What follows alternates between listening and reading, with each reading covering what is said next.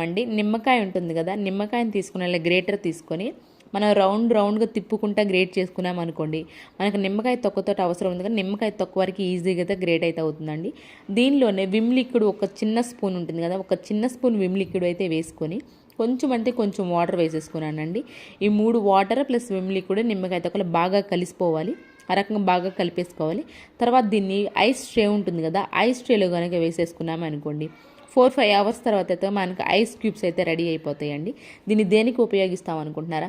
Non veg ఎప్పుడైనా వండుకున్నాము అనుకోండి, Vim లిక్విడ్తో compulsory clean చేసుకుంటూ ఉంటాం కదా, లిక్విడ్ కొంచెమే ఉంది అనుకోండి, అలాంటప్పుడు మీరు ఇలా ఐస్ ట్రేలో కనుక వేసేసారు అనుకోండి, మనకి 4 ఐస్ క్యూబ్స్ తీసుకున్నానండి నేను ఇక్కడ. వాటర్లో వేసేసేసి ఆ 4 ఐస్ క్యూబ్స్తో ఒక 2-3 మినిట్స్ ఉంచామనుకోండి, ఐస్ క్యూబ్స్ మొత్తం మెల్ట్ అయిపోతాయండి వాటర్లో.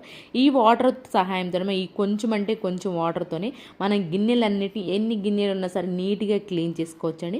బ్యాడ్ స్మెల్ అనేది, నాన్ వెజ్ గిన్నెలు అయినా సరే బ్యాడ్ స్మెల్ అనేది ఉండదు.